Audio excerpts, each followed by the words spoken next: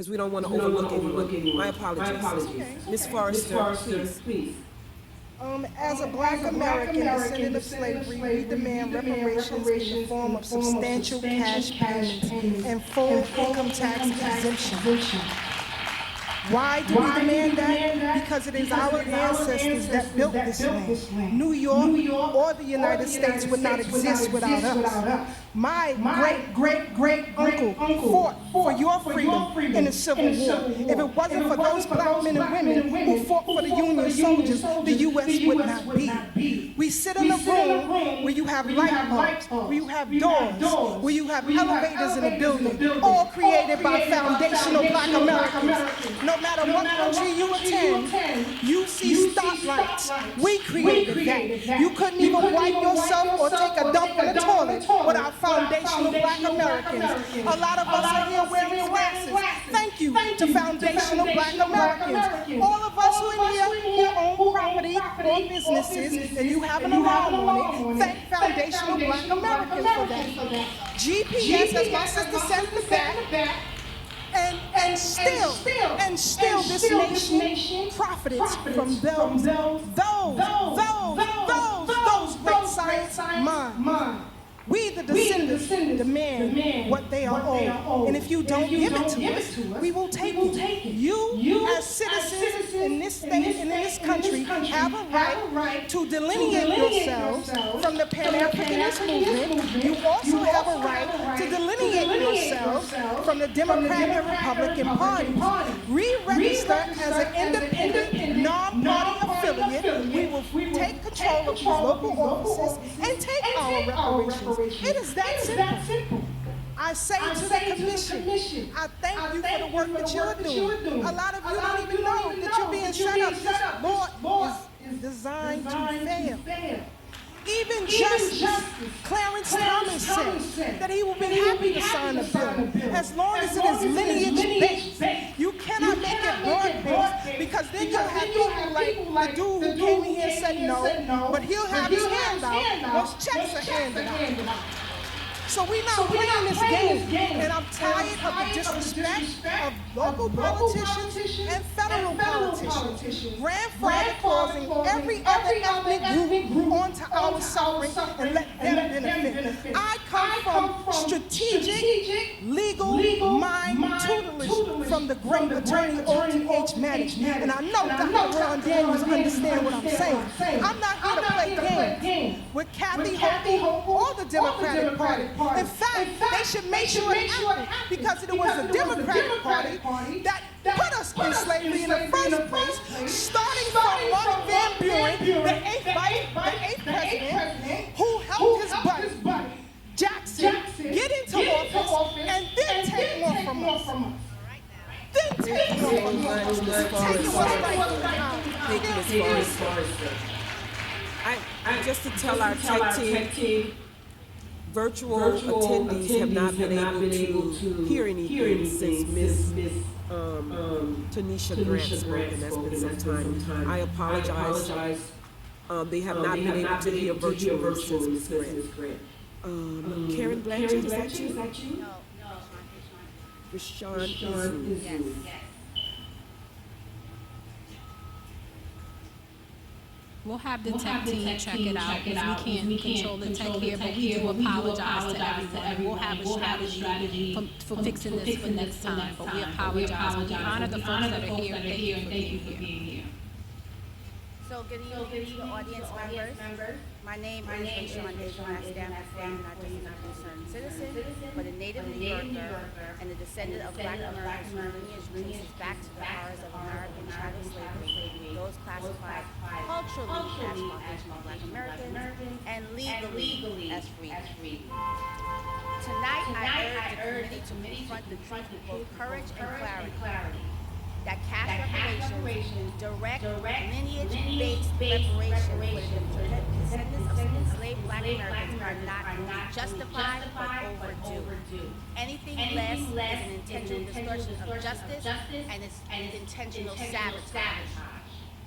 The 14th Amendment was designed in part to address the legal status of formerly enslaved people, freedmen, granting them citizenship only. But let us not forget, citizenship without repair is a hollow gesture. This amendment did not erase the economic, social, and generational devastation inflicted by slavery. Instead, Black Americans were left to navigate a society built on their exploitation, facing black codes, Jim Crow laws, redlining, convict leasing, and systemic exclusion that persisted well into the 20th and 21st centuries, and today, right now. Other groups have received reparations. As one of my sisters said, the overseers received reparations for the loss of their property. Japanese Americans, in turn, during World War II, received formal apologies and cash payments, and they were the descendants of, it wasn't directly affected. Jewish Holocaust survivors received restitution from Germany. Pardon me. 9/11 victims in New York were compensated. The U.S. government has precedent to give cash reparations. These were not broad gestures, they were targeted efforts tied to specific acts of harm against identifiable specific groups. Yet when it comes to the descendants of enslaved Black Americans, there's always hesitation. Worse, there's a talk of blanket reparations, proposals that lump all Black Americans together regardless of lineage, effectively erasing the specific harms endured by those whose ancestors were enslaved here. That is not reparations, that is sabotage. That is the erasure of a unique debt owed. We are not asking for charity, as our friend said ever so kindly in New York. We are demanding justice, and justice requires specificity.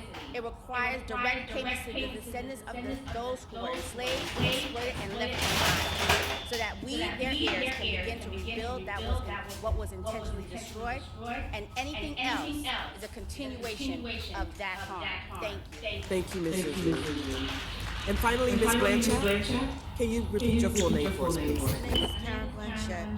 I just have a couple of things. One of the things that I would like to clarify is that reparations is cash payments.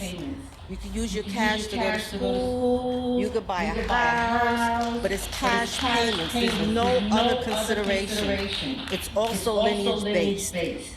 The other Black people who came here were not harmed by slavery. They did not have labor where they weren't paid. You know, okay, they were discriminated in housing. That's their problem. That's a whole other conversation. And one of the things that I wish that this commission would